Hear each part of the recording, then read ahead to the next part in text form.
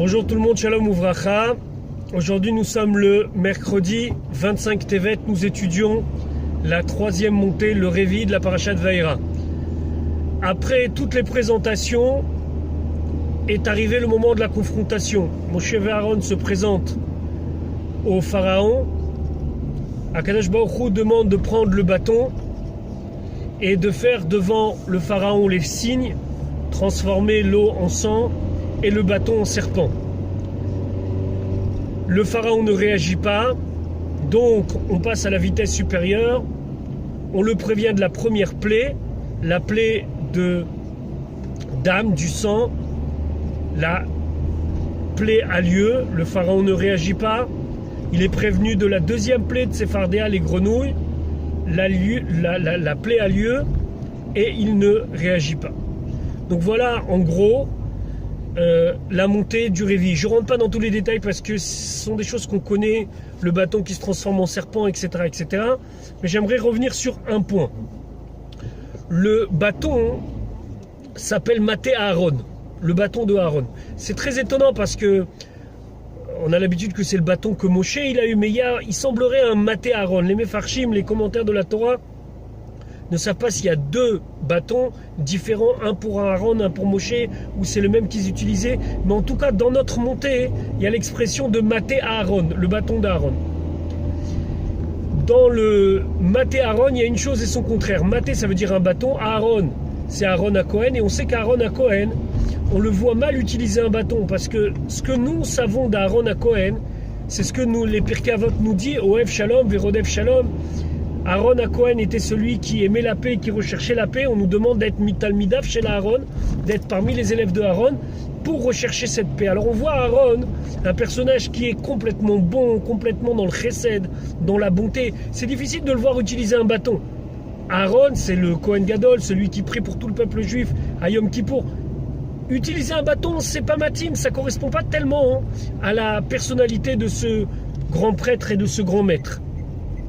Le Rabbi explique dans une de ses sikhot que des fois, il y a des choses qui ne passent pas par l'amour, par le chesed, par la bonté. Il y a des fois où il faut un petit peu de rigueur. Il faut utiliser un bâton et pour être plus joli, on va dire qu'il faut utiliser un tuteur.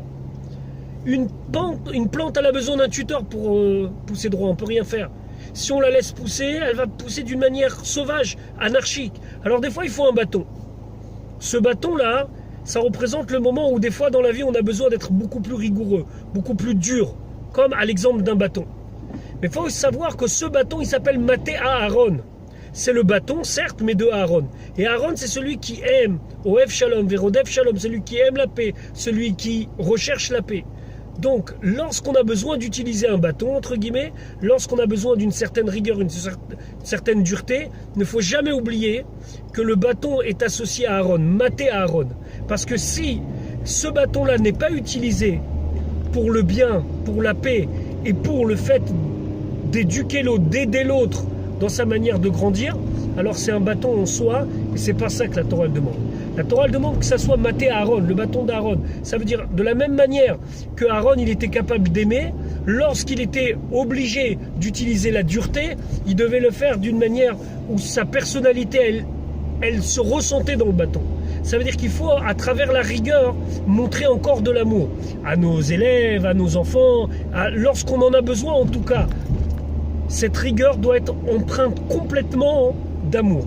D'ailleurs, il y a un mot chassidique dans le Hayom Yom, qui est le petit calendrier chassidique qui a été rédigé par le Rabbi, où il dit que avant la mitzvah de Ochiach Tochiach et Amitecha, avant la mitzvah de faire une remontrance à son prochain, il y a un verset avant qui dit Ve'afta l'ereacha kamocha, tu aimeras ton prochain comme toi-même. On connaît tous l'exemple des gens qui font des remontrances à tout va, et c'est pas du tout dans un sens d'éduquer, dans un sens de tuteur, dans un sens de rigueur pour le bien. C'est uniquement de la rigueur pour la rigueur, c'est du mal pour le mal. Il ne faut jamais oublier qu'avant avant de faire une remarque, il faut savoir est-ce que véritablement est-ce que cette personne-là, je l'aime véritablement. Et ça, c'est le sens du Maté Aaron, du bâton d'Aaron, à la fois bâton, à la fois le bâton d'Aaron, pour être finalement un tuteur, mais un tuteur dans l'amour. Je vous souhaite une bonne journée et à demain, Bezrat Hashem.